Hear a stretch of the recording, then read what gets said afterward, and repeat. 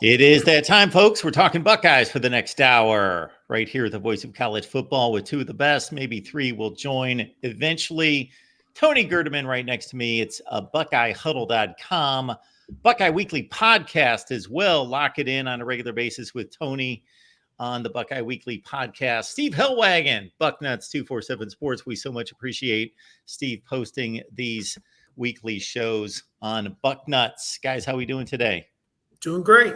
Doing well. Steve, are we continuing to enjoy the semi-off season? Yes, so far so good. And I'm actually going to Myrtle Beach this weekend. My old neighbor is having a golf outing down in Myrtle Beach. And so I'll be going down there for 2 days, Friday and Saturday, flying back Sunday, and looking forward to it. Although the weather here right now is about as nice as it could get. It's going to be in the 70s today. And not much chance of rain and just really nice weather here in Columbus. Perfect. Okay, let's get to the transfer portal. Officially closed as of midnight today. There is going to be some activity, though, as players did not need to designate where they're headed, folks. So we're still going to hear those announcements coming out. 6 Buckeyes lost, Steve. The one that strikes me, Dallin Hayden, of course, is the guy that I really like, that I wish wouldn't have gotten away, but I totally get it. He goes out to Colorado. It's going to be intriguing to see what happens out there. They immediately lost their top running back, and 2 of their top 3 running backs immediately hit the portal with in the wake of Hayden joining Dion out there. But 6 total players for the Buckeyes lost. And I mentioned right before we came on, Jihad Carter. It was a big deal when he was signed from Syracuse, but he turned out not to be a factor. But your thoughts about the losses on the Buckeye side? Yeah, and to my understanding, the players had until the end of the day on Tuesday to file their paperwork with their school, and it could still take up to 2 full days for people to pop up in the portal. 24/7 Sports, for whatever reason, our network seems to be pretty well locked in with the comings and goings of the portal, and I think as soon as names pop up, they've done a good job. A couple of the guys there of tweeting out the names. I think Matt Zenitz and Chris Hummer are the 2 guys who tweet out a lot of the names as they pop into the portal. And so there could actually be another name or 2. Plus, guys who are graduating at the end of this semester, they actually have until the end of today to get their paperwork into their school. So they actually had an extra day, I believe, guys who are graduating, which it's the end of the semester at Ohio State. I don't know when the commencement is scheduled, if it's this weekend or when it'll be. I assume it could be this weekend. So it's maybe still a state of flux, but they've got 6 guys who left in the spring portal. Jihad Carter, Cedric Hawkins, safety, Dallin Hayden, Enoch Vamahi, a 6th-year offensive lineman, Kyon Grays, a 3rd-year wide receiver, and Nigel Glover. People will remember it was last summer when Pat Fitzgerald was fired that Nigel Glover, a guy from Dayton, reopened his recruitment, got a waiver from Northwestern, and ultimately signed to play at Ohio State, recruited by Jim Knowles. And you figure James Laurinaitis had a hand in it as well. And now, 9 months later, after being at Ohio State for a year, Nigel Glover is going to head off somewhere else. But, Carter, to me, I would agree. I think he had started at Syracuse. There was a thought that he would come in and he would play at Ohio State, but he was injured in the spring of 2023. I think he suffered a knee injury. I'm not sure he was ever fully healthy. And then they got more than adequate safety play from the guys who did play this past year with Proctor and Lathan Ransom, obviously.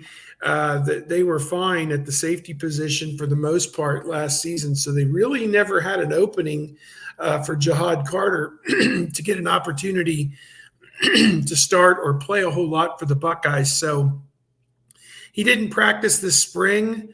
If he did, it was just sporadically. He was in street clothes with a jersey on for the spring game.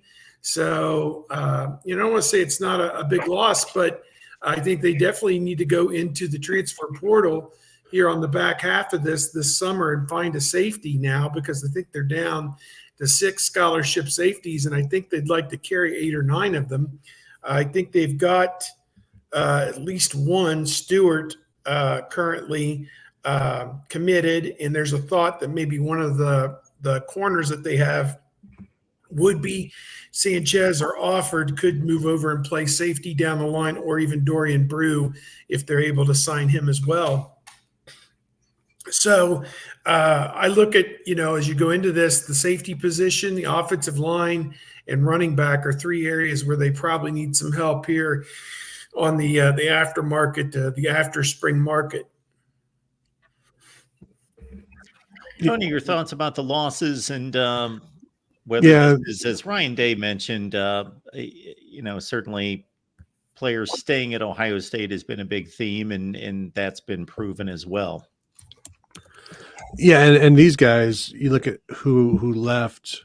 I think there's 2 total starts at Ohio State among the 6, both by Enoch Vamahi, once against Michigan in 2022 and then the Cotton Bowl last year. But with Carter, I thought he was going to have a big role in the defense in 2023, but it never happened. And he was pretty quickly passed by Malik Hartford as well. So when you have a true freshman passing you by and playing in front of you, Hartford got 2 starts last year. Carter didn't get any. And then, as Steve said, it was never really healthy either. So I suspect he'll go and play somewhere. Who knows? Maybe he goes back to Syracuse and becomes a 4-year starter there once removed. But when you not having Lathan Ransom or Jahad Carter this spring allowed them to put Jaden Bonsu out there a ton as the strong safety. He was with the ones the entire spring, so he got a lot of action. But like Steve said, they're down to 5 guys right now on scholarship at safety. They'll bring in another one in the summer, and I think they'll be able to make that work because they do really like Malik Hartford, and Jalen McClain, the true freshman, played really well in the spring. So, but we've seen so many injuries in the secondary the last few years that to expect everybody to be healthy and make it through, I think is maybe certainly hoping for the best. But I think that Jordan Hancock could play safety if need be, and then Jermaine Matthews would go to nickel, so they can work things around if something were to happen. But the other guys losing Cedric Hawkins as well. That was the first guy to go. He had already been passed by Jalen McClain, a true freshman. Enoch Vamahi was running with the 3s this spring, had been passed by 2 second-year guys and 2 third-year guys, so wasn't going to happen there either. And, Keon Gray's similar situation. You get passed by a true freshman this spring in Jeremiah Smith, and Jaden Ballard was ahead of him as well. So not a lot of path to playing time, but I think they're a little thin at receiver too, and we can maybe talk about that later on. So they're under the number by, I don't know, Steve, what your number is right now in terms of 85? Probably like 4 under or so. I got him right now. I got him at 80. Plus, you got to figure one spot. I don't have him down here on my sheet, but the punter that they signed, I think, is going to go on scholarship. I need to write his name down here. McLarty, maybe, is his name. Yep, Nick McLarty. I need to write his name down on my sheet because I think he's going to be a scholarship player. So that'll be 81. That would leave them with 4 scholarships out there that they can go get some talented guys who can help the bottom line this season. And as great a team as this looks like on paper, I still think there are some deficiencies here. I guess I'm gun shy, too many blows to the head here. Enoch Vamahi, great guy in the clubhouse, was beloved by all of his teammates. Just a tremendously soulful guy who, just a great person to be around. He got his opportunity in the Cotton Bowl. It did not go well, unfortunately. And I don't think the coaches can ever really put him back out there again with so many young guys trying to move up the line here. So, there was one play in the Cotton Bowl that just kind of typified everything. And we know that Missouri on a lot of plays brought more guys than Ohio State could block because there were young quarterbacks, Devin Brown and Lincoln Kienholz, and you wanted to throw the kitchen sink at Ohio State. But the issue was there was one play with just a straight 4-man rush where I think it was both tackles, Fryer and Simmons, and the guard, Vamahi, all turned their guys loose without hardly laying a hand on them. 3 guys running free at the quarterback on a 4-man rush, and that can't happen. And that's what keeps me up at night, people, is memories of that particular play that, when you go against insert Georgia, Texas, Oregon, whoever the very, very best in college football are, is this team going to be ready for it? And I don't know that they are. I don't know that they aren't. We won't know till that day comes. But, Vamahi, in a perfect world, he would go home and play a year at Hawaii and maybe even be a regular player for them. To me, that's where he should go. So, he's got family there. So he talked a lot during the the earthquake that hit there that, it was, a tough situation back there. So, yeah. So we agree with the 6 scholarships available. So is that the consensus between you two? You said I'm 6? saying there's 4. Oh, I'm saying 4. They've lost 6 guys here in the spring, but that only gets them down because there's a punter that they've got to put on, I think. Yeah. So I have them at 5 available, but then you add the punter, there's only 4 available. So in a perfect world, Tony, do they go get 2 offensive linemen, a safety, and a wide receiver? The thing about this is the top offensive linemen out there, if you're looking at 24/7's transfer portal rankings, there's like one guy that is towards the top. He's a true freshman, so he's not going to help you. But Zandamela, is that who it is? Jason Zandamela, the USC I player. believe so. Yeah. So you're not going to bring in a freshman who's just about a little bit higher, more highly ranked than Ian Moore, playing the same, whatever. You go to the next available offensive lineman in 24/7's rankings, and I believe he's ranked number 462. So Josh Simmons last year was somewhere around 115. Victor Cutler was somewhere around like 520 something. So yeah, go ahead and bring in whomever. And I saw the UCLA starting tackle hit the portal yesterday. So I checked in with somebody out west, and they're like, he should not have been starting at UCLA. And he would not start at Ohio State. He could be a depth piece, but there would be teams like out west and in the Big 12 that maybe he could start at if things didn't go well for them. So anytime that somebody hits the portal, it's automatically like that guy's got to be better than the guy that we have.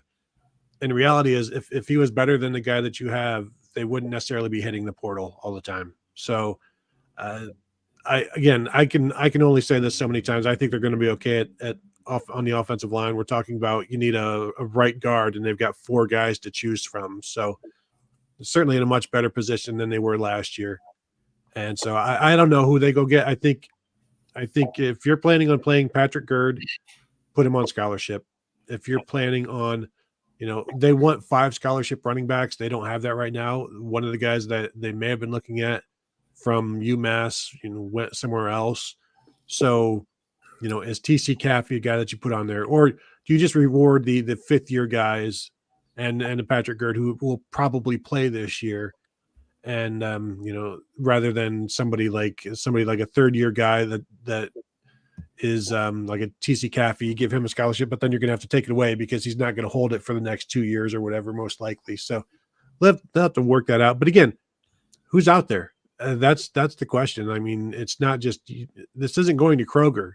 This is going to the Goodwill store and hoping they have what Kroger has. And that's rarely the case. So, Steve, it sounds like your offensive line issue that keeps you up at nights is going to be answered not by more offensive linemen. It's going to be that Will Howard can dodge an extra rusher that Kyle McCord couldn't.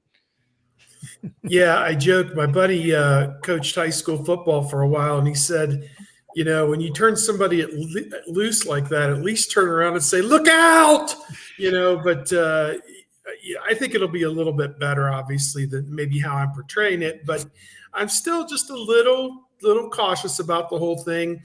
If I had to break it down with 4 guys, get an offensive lineman, a running back, a wide receiver, and a safety. That would probably be the perfect mix, maybe of guys.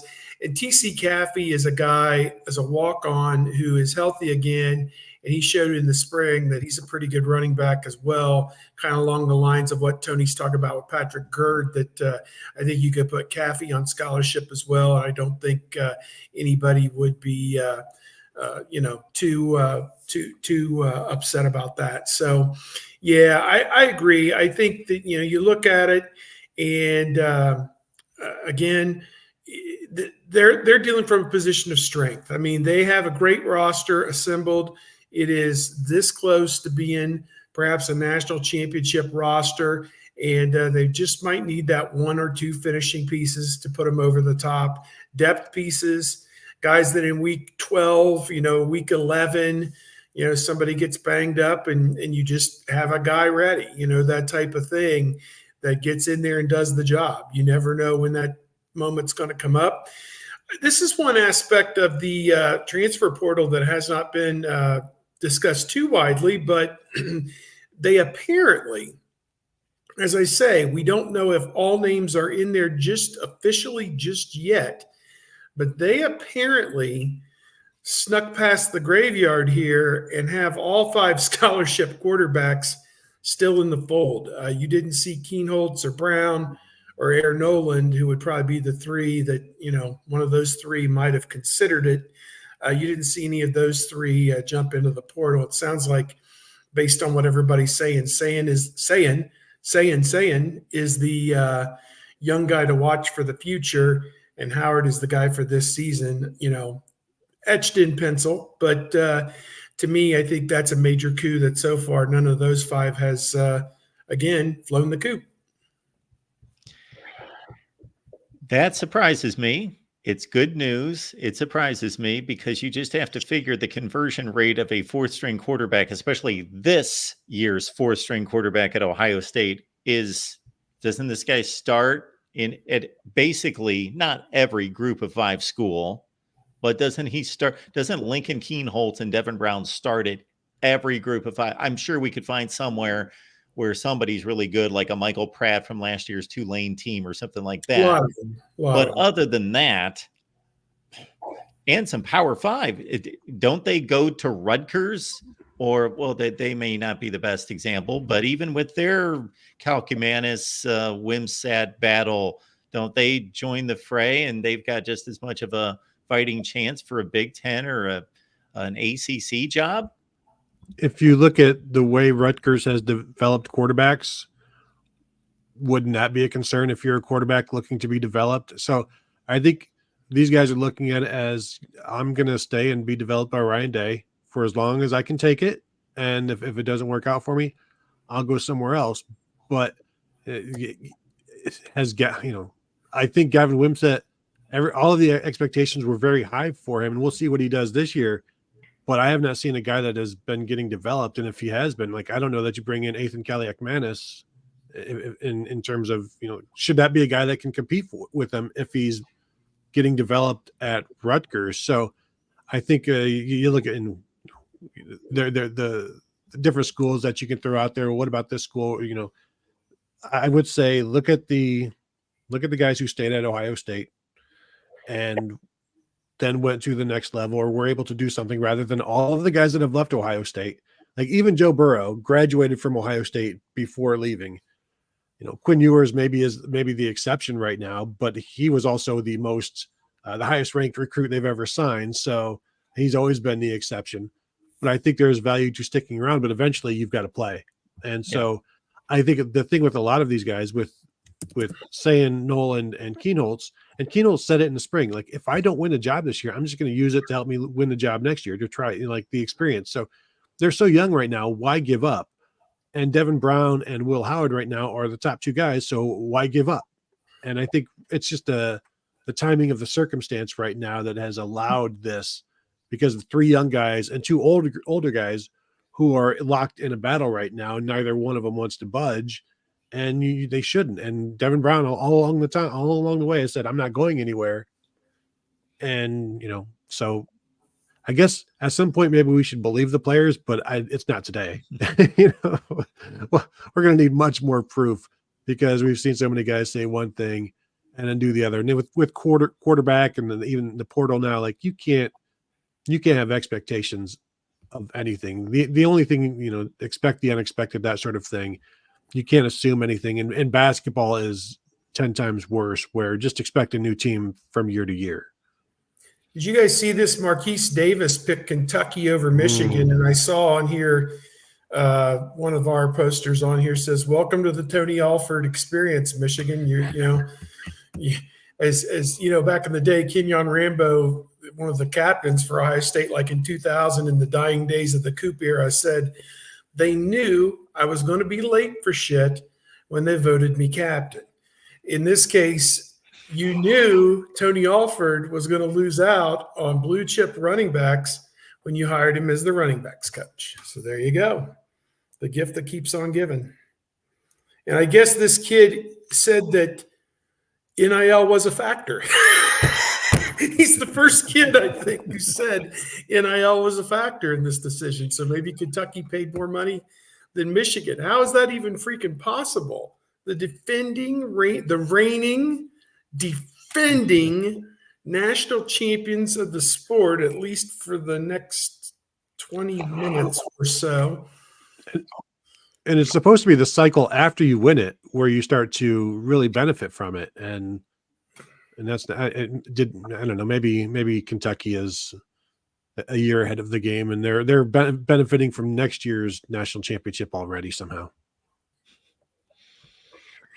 All right. But that makes total sense, Tony, what you say about a quarterback looking at his options and understanding the long game and thinking, okay, I can be developed by one of the best for 2 or 3 years, then I can go somewhere else and play for 2 or 3 years. It's a 5-year plan if I get redshirted, and they will. So there you go. Ryan Dawes, thank you so much, sir. We appreciate you so much being here and your contribution. And Tony has already started to explain your question and respond to it by giving that rather bleak rundown of the offensive line prospects. So there you go. Anyone on the board the Buckeyes might be interested in. Maybe that doesn't point us towards specific players, but you addressed the offensive line, Tony.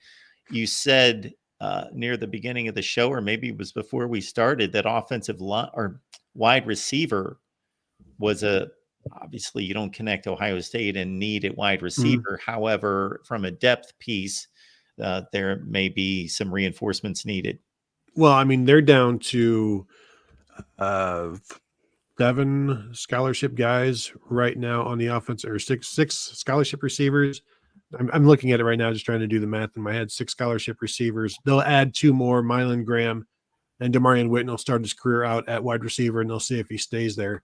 But they were looking a little bit in the portal at receiver if the right guy was out there. Because you look at what you've got, and I think you've got a bunch of guys that could start and play a lot of places, and they'll play at Ohio State. But you're talking 6 guys right now, 7 guys on scholarship. That is, they used to run 6 guys in a rotation routinely at Ohio State a few years back.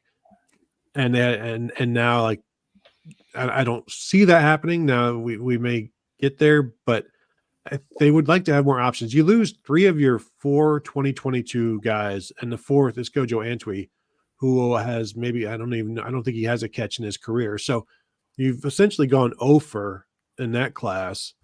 You've already lost Noah Rogers from the 2023 class. So that alone, and they wanted to bring in like 4 receivers in the 2024 class and landed 2, and then we'll try Demarion Witten there. So you've got 3 there. So yeah, so they're trying to catch up those numbers that they've missed on and lost. So I don't know what the target number is, but I know the target number on running backs is 5.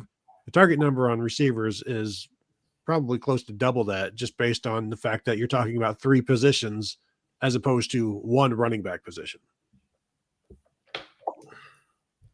Well, there's one proven commodity in Ibuka. Then there are about 3 or 4 super, super high ceiling guys. Tate, Ennis, Smith, Graham comes in, like you said, this summer. Who else do we have here? Well, and you still have Jaden Ballard and Bryson Rogers, redshirt freshman, who has done well each spring at Ohio State. And I think one of the reasons he hit the portal last year is because he said, look how well I've done and I didn't play. So he's a guy that is going to play. He can play in the slot. But again, right now in the slot, you've got Emeka, you've got Brandon Ennis, you've got Bryson Rogers. So Bryson Rogers is probably going to have to play some outside stuff. And the reason Ibuka, I think, is in the slot more is because of Jeremiah Smith doing what he's doing on the outside. And Carnell Tate can play everywhere. Ibuka can play everywhere. So they can move all of these pieces around. But you're talking about a top 4 that they Jaden Ballard had a very good last week of spring, but not somebody that they can even really count on yet. So right now you're talking Emeka Ibuka, yes. Carnell Tate, they feel like they can count on him. He prepared like a starter all last year. You're assuming Brandon Ennis will be able to do that. You're assuming Jeremiah Smith from everything that you saw in the spring, and Ennis was injured for half of the spring. So and that was his first spring. So there's questions there. I'm sure they feel really good about their 3, but when one of those is a true freshman, that's not very deep. Yakov chiming in. Appreciate you being here. If Will Howard, second round pick, Ohio State has won a title. I'm going to say if he's a first round pick, they've won a title. I think if he's a second round pick, it says he had a nice year. I don't know if he's an NFL quarterback or not. I just haven't, I know what he's done at Kansas State, and I know what we saw just in small drips and drabs in the spring, only the 3 days that we got to watch practice and in the spring game. So it's kind of hard to make a huge, for me to have a thick dossier on everything that Howard can do. Tony, you could probably speak to this a little bit more, since I think you did an edit of a lot of his better plays from Kansas State and his time there. And there's plenty of video out there. I mean, he's played 2 full years worth of games over his 3 years, there. I don't know, just what's your thought? I'll throw that out to you. Where do you put him? Do you think this is a guy that could be a career NFL backup and/or maybe be a borderline starter in the NFL? He doesn't strike me as a guy like Joe Burrow who's just going to walk right into the NFL and start, but he's got the build, he's got the size, he's got the movability and the mobility. I think that's a better word for it, mobility, to move around in the pocket and keep plays alive. Do you think he has any upside as an NFL player? You look at the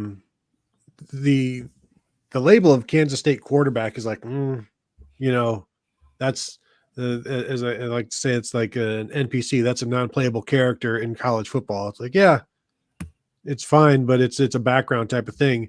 Skylar Thompson was a 7th round pick, former Kansas State quarterback. So like, you look at him, and the thing that you have to keep in mind is the best weapon he had as last year was his tight end, Ben Sinnott, who was really good. I think he ended up being a 2nd round pick. And you watch Will Howard, the games, and you just see this number 34 tight end keep popping out. But he's going to have so much more to work with at Ohio State. But I watched all of those games. I cut up all of those clips. And I still don't know how consistent of a downfield thrower he is, because that's not really Kansas State's offense. They do a lot of short stuff, and they'll still do stuff like that. But you've got Ohio State receivers. You're going to be trying to stretch the field. I mean, that's something that they did really, really well with C.J. Stroud. This isn't going to be C.J. Stroud, but where does he need to be drafted for Ohio State to win a title? Stetson Bennett was a 4th round pick. I think if you've got a guy that is first 2 days, or even 4th round is the 3rd day, but if you've got a guy that the NFL feels can play in the NFL, that should be good enough for everything else that Ohio State has. Like, Stetson Bennett was good enough for Georgia, but also by the end, Stetson Bennett was really freaking good and tough to stop. And the reason that Georgia won the national title, because it wasn't Georgia's defense. It was Stetson Bennett.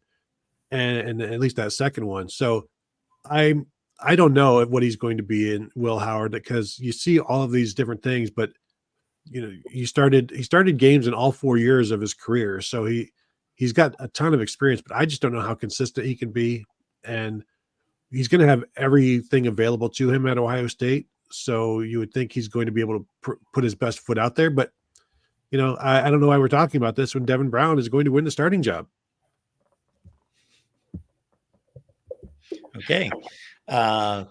You heard it here first, folks. Yeah. Or maybe you heard it somewhere else first, but you got it confirmed by Tony. This is where it really counts. Okay. My first look at Will Howard was a couple years ago, and I just looked up the numbers just to confirm what I was thinking. What I remembered watching was that I see him enter the game against TCU 2 years ago. That would have been, yes, the TCU big run to the national championship game season. Mm-hmm. He steps in for Adrian Martinez, and it was like the pass game light went on. You go from Adrian Martinez, they're running around, they're inept, they're turning the ball over. Will Howard comes in, and I'm like, oh, this guy can play. He's good. And then he carries it on against Oklahoma State the next week, throws 4 touchdowns. He has this really nice year. Of course, they win the Big 12 championship game. And at the time, if you would have asked me the day before Will Howard signed with Ohio State, I was looking at Will Howard through the Kansas State prism of, as a Kansas State quarterback, boy, I'm impressed with him. I really like him. He's a good quarterback. As soon as he signed with Ohio State, and I got to thank Tony to a certain extent with this, because even though I watched him play quite a bit of football, I watched Tony's cut downs, took in some of those notes, started to look at with a more, keener eye, more critical eye, and thought, is he an Ohio State quarterback, though? I was impressed as a Kansas State quarterback, but as an Ohio State quarterback, I'm not so impressed. Was JT Barrett a Kansas State quarterback? Yes. So yes, he was. Is Will Howard going to be asked to do what Kyle McCord did for 10 games of the season, and for 2 games of the season, is he going to be JT Barrett-esque? Like, whatever it takes, we really can't run these. Well, even though we got Travion Henderson and Quinshon Judkins, we can't move the Michigan line in a traditional sense. So we add Howard to the mix, and we can create some things. And we're going to run him 17 times. Yeah, I mean, I like that idea. As Chip Kelly said, they want their quarterbacks to be able to they want their quarterbacks to be able to move. They don't want running backs that can throw. They're not going to run them 20 times. But when you need it, it's good to have a guy that can go get it. And I would be shocked if there isn't a game with a starting quarterback for Ohio State who has 10 carries in a game, just because they'll be running the read option. And if the defense wants the running back or they want the quarterback to run the ball, they can dictate that. So, and there will be times where you'd rather have Will Howard running the ball than Quinshon Judkins or Travion Henderson if you're the defense. So you take the running back out, and you hope you've got somebody on the other side that can take out the quarterback when he keeps it.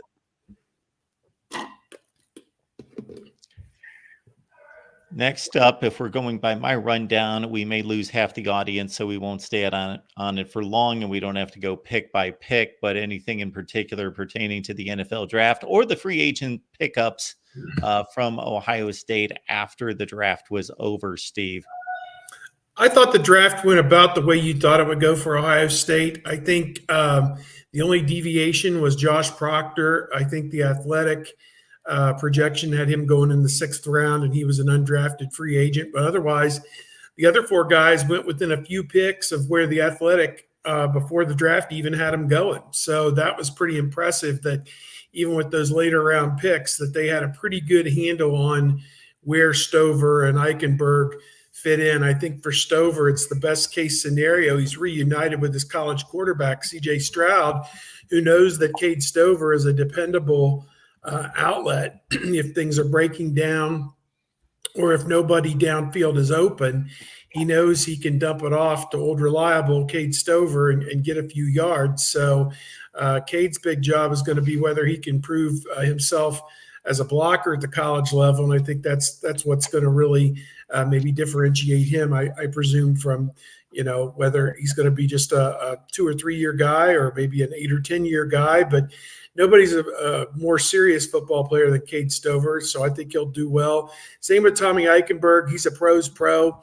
He'll come in every day, 9 to 5, put in his 8 hours, and go about his way. I think he's going to be a guy that is a lunch pail guy, going to go down on kickoffs and punts to start out with, and then over time work his way into a down or two in each defensive set. A first down guy or whatever to play the run, and then after that, go from there. So I think he's got an opportunity to be something. The Cleveland Browns taking Michael Hall in the second round. They took Tommy Togiai 3 years ago out of Ohio State, similar situation. That was in the fourth round, I believe, and Togiai had left school a year early. Here, Michael Hall leaves a year early, and I was surprised that people thought of him as a second-round pick because most of his production came in about 4 games at Ohio State. He had, I think, a sack and a couple tackles for loss against Notre Dame and a couple other big games, but consistently over time, he was not that big of a producer in terms of negative plays. People who watch his film might say, oh, yeah, he collapses the pocket. Oh, yeah, he helps against the run with just regular tackles, but was not a big sack guy, in his time overall at Ohio State, just a few to his credit. So Streetsboro, Ohio, he's from a Cleveland suburb, so he's going to want to do really well for his hometown team and family living up there. So we'll see how that turns out for him. And obviously, Marvin Harrison Jr. going to Arizona. Arizona's been in the playoffs once since 2015. I think it was in 2021 they may have gone to the playoffs. Kyler Murray, it's interesting. I looked it up. I think he's in his 7th or 8th season with Arizona.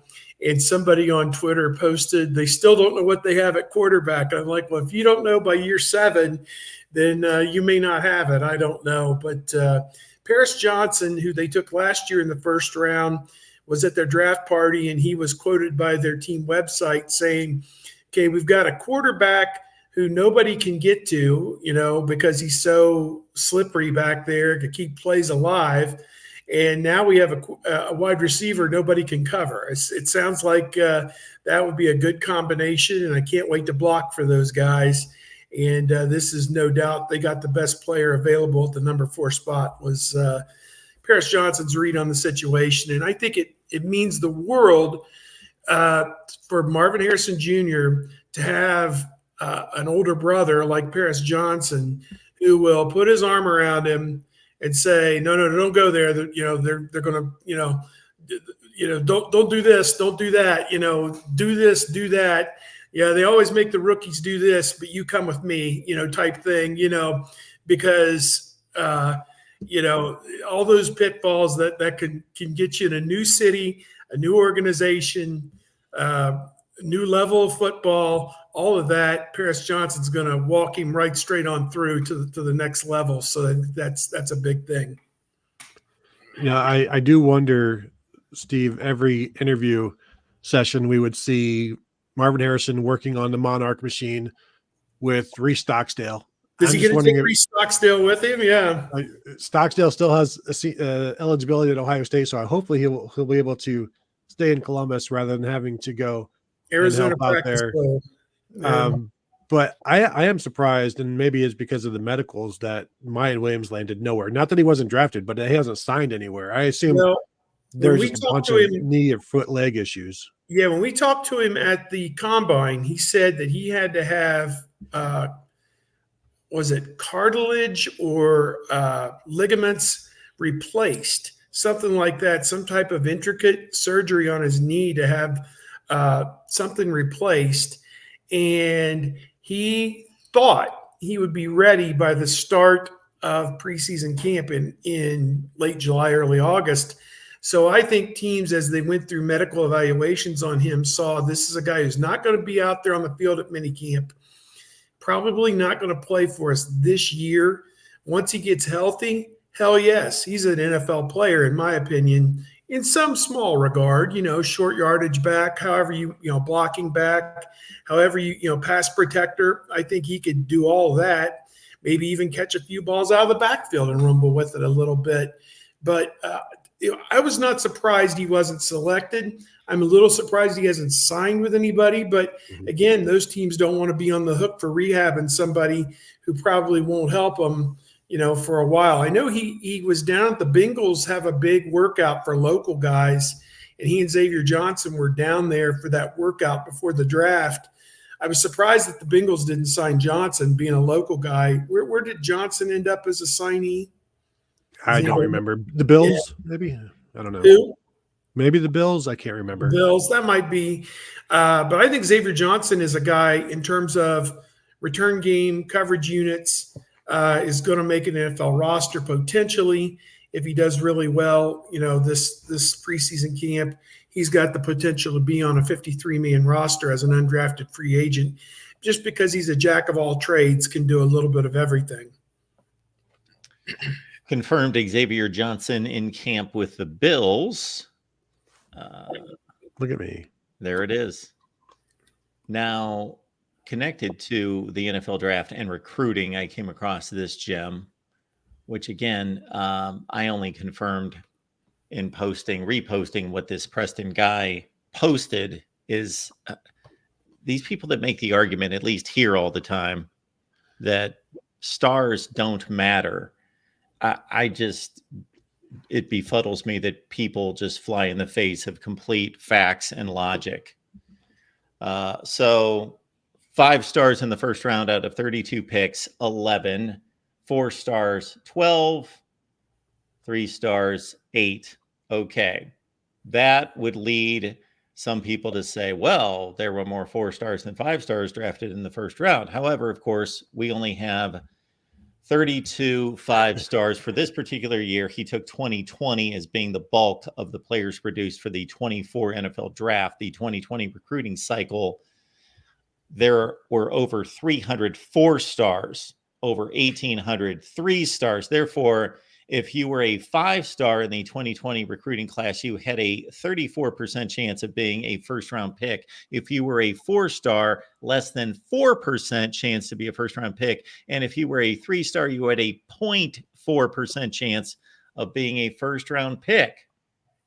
Tony, this seems like simple math to me. I understand everybody's going to bring up the aberration, but we're talking about en masse.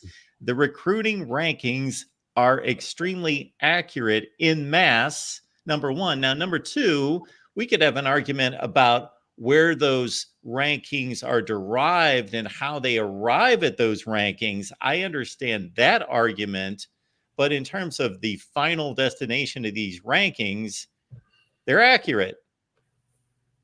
Yeah, it's certainly more accurate than, the numbers speak for themselves. And I like the comment that some people have pointed out to me that this means 65% of 5-star players are misevaluation, so stars don't matter, as if being drafted in the second round would be considered a misevaluation. So it's the internet. It's people that are so steadfast on one side or the other, whatever, of everything, and are looking for a gotcha here, a gotcha there, because their lives are miserable. So, and then, but yeah, like that stars don't matter. There are exceptions for all of that. But they are not the exceptions that prove the rule, because there are so many more things that the non-exceptions, the proof, if you will, that you're gonna, when we see these names drafted, it's like, we've known those names for a while, especially if you follow recruiting, because you've been seeing them for 4 years, 3 years, 4 or 5 years now. So it's not an exact science, because it's not a science. It's a bunch of opinions in terms of the evaluations. NFL draft, the GMs, the scouts, that is not an exact science. And those are professionals who their job is to make it an exact science.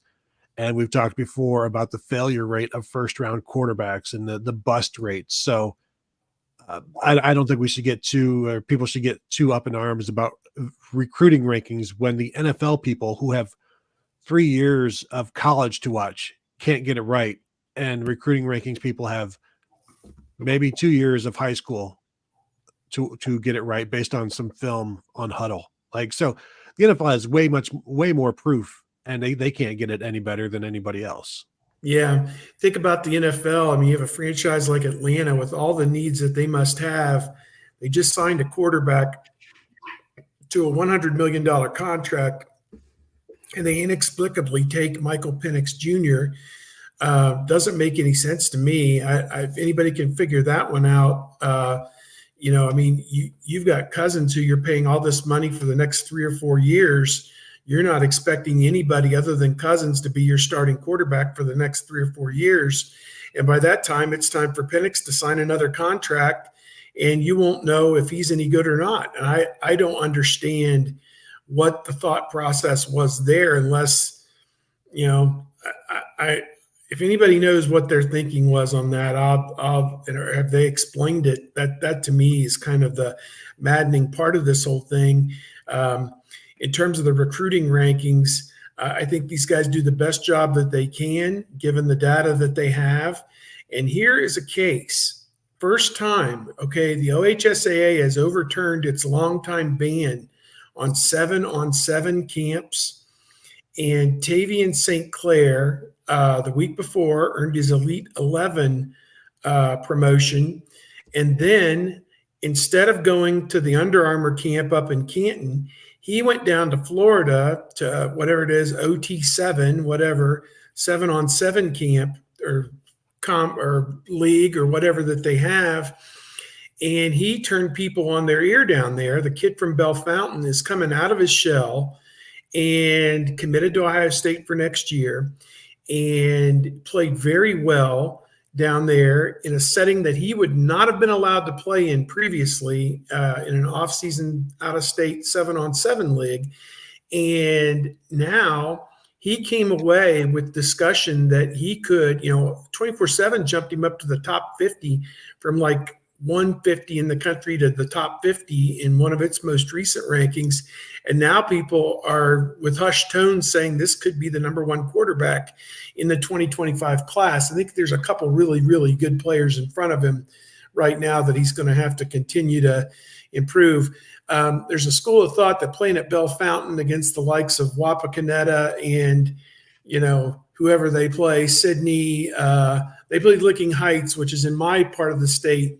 Last year, they came over, an hour and a half away and played a non-conference game here, but it's not, the top Division I league in the state. So far from it, actually, whether he would move to a prep school or something, but it sounds like he's going to be back at Bell Fountain for his senior year. But that's an example of a guy who's gotten in front of the talent evaluators where he would not have in the past. And now he's got a chance to vault way up the charts, and we'll see how that turns out. What does it really mean? Does that get you a first down in his first game at Ohio Stadium? No, it does not. So, all the recruiting stuff and everything, it still comes back to staying healthy, strength and conditioning, and development by Hartline and Chip Kelly and Larry Johnson. And, I always say Nick and Joey Bosa walked in the door as 5-star, 4-star, 5-star guys, JT Tuimoloau, Chase Young, et cetera. Most of those guys walked out as NFL top of the draft picks because Larry Johnson put his little imprint on them. So, and Mick Marotti and everything else. But, yeah, to me, rankings just take them with a grain of salt. I don't get wrapped around the axle about it. People on our side, they hate us. We're, SEC bias. They hate us. And I do see some of that. But I look at it, and then I go on about my day. So, yeah, I never let it bog me down, except on this show.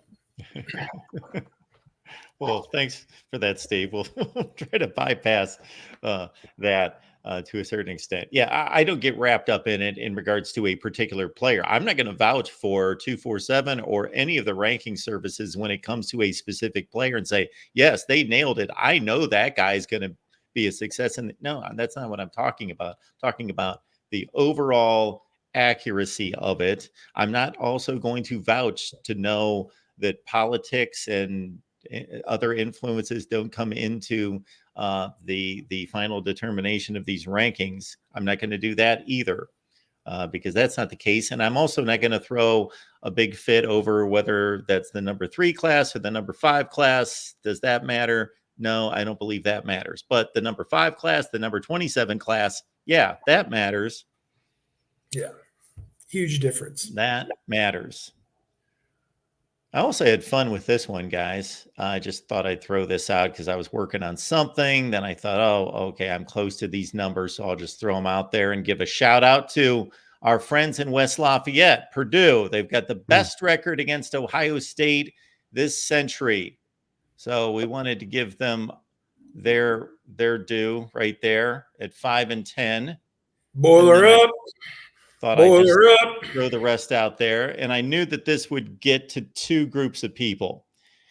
Of course, our friends from Michigan would get their dander up. And of course, they'd have to point out the last 3 years and that I was cherry picking. Of course, 2000, such a rough number that I was cherry picking, especially since Ohio State lost to Michigan in 2000 and they didn't have very good seasons in 2000 and 01. Yes, I was cherry picking. I could have started in 02 and shaved off 6 losses off their Big Ten record there.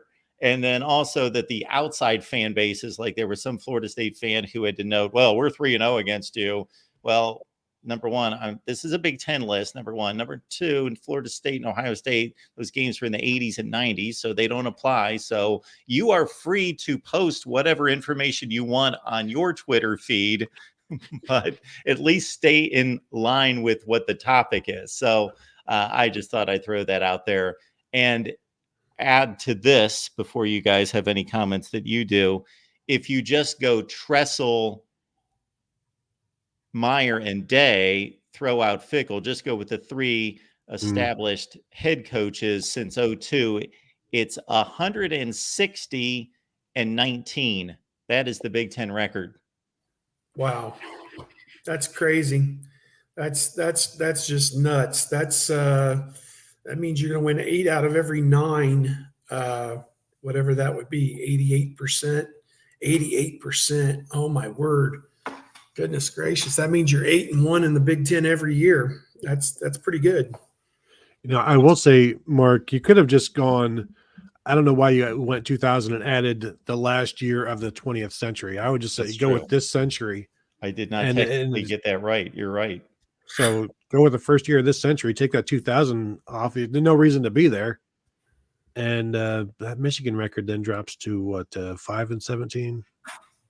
Yes. And the Tressel Day Meyer record goes to 155-16. That is a win percentage of 906, Steve. That's nuts. In the Big Ten. Just nuts. And so then I had those folks that, of course, went the other direction to say, well, that only shows you how bad the Big Ten is and that they beat up on Indiana and Maryland and Rutgers, et cetera. Well, there's a case for that. However, let's understand that if we suddenly shipped Indiana and Illinois and Rutgers to the Big 12, they wouldn't get flattened to the bottom of the league. Houston and Cincinnati were pretty awful last year. It's not like that those schools would not compete in the Big 12, for example, or with the likes of Georgia Tech and Virginia Tech and Virginia in the ACC. So, no, Penn State and Michigan have largely, outside of a couple pockets, been pretty good programs or really good programs during this time, and their records aren't anywhere close to this. Yeah, I'm just looking at, D'Antonio was a thorn in Urban Meyer's side there for a couple of years, and just looking over. I mean, Wisconsin's been good. Say what you want about Iowa. In 2015, they were a game away from being in the playoffs. If they win that Big Ten championship game, if I recall, and so it's not terrible. Would I love to see Rutgers see what they can do in the Big 12? Absolutely. Tomorrow, let's throw Indiana, see what Indiana can do in the Big 12, see what Maryland can do wherever. Just get them out of here. Basically, is what I'm saying. Yeah, Wisconsin has largely been really good during this time frame that's presented, and they're 4-15. And Michigan State, yeah, from 07 for the next decade, really, really good. And 3-17 is the record. Playoff team once. Yeah, playoff team, won Rose Bowls, Cotton Bowls.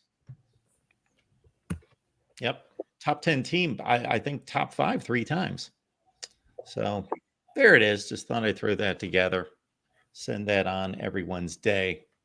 All right, Tony, what's going on at Buckeye Huddle and Buckeye Weekly? Buckeye Weekly dropped a couple of reaction podcasts to the transfers over the last couple of days. So you can find that at all of your podcast platforms or youtube.com/Buckeye Huddle. Threw up a notebook today from Jim Knowles the last time we talked to him. So talking about the defensive tackles. And that's one thing I wanted to mention, the defensive tackles, in terms of the guys coming back. You lose my call, and I forgot to say this. They're bringing back Ty Hamilton and Tyleek Williams. Those two combined for 91 tackles last year. That's the most by an Ohio State defensive tackle duo since 2012 with Big Hank and Garrett Goebel. So I just thought that was interesting because Jim Knowles talking about how those two tackles tackle, and when the tackles tackle, makes everybody behind them better. And also just posted a story earlier this morning about Lathan Ransom and his comeback and why he came back, and the difference between the defense when he played and when he didn't. The 8 games that he played, Ohio State gave up 99 yards rushing per game. In the 5 games he didn't, they gave up 150 yards rushing per game, and basically gave up the same number of total rushing yards in the 5 games that they did in the 8. So him being back is a huge thing for the Buckeyes. Steve, what's going on this week? Well, just enjoying this off season to a degree, but also still keeping our finger on the pulse of what's going on at Ohio State. Got some basketball stuff going on, some football stuff, and again, still digging out. There's a lot of stories out there that over different weeks we haven't had a chance to get to, but now looking forward to getting into it. One of the things I wanted to do during this off season was take a look at the historical data from 1998 on with the Bowl Championship Series and the college football playoff, and using the new parameters for the playoff and how the teams would be seeded. Just look at what those fields would have looked like in each of those years from 1998 on, and assess which colleges. I think Ohio State in that 26-year period would have been in a 12-team playoff, I think 21 times.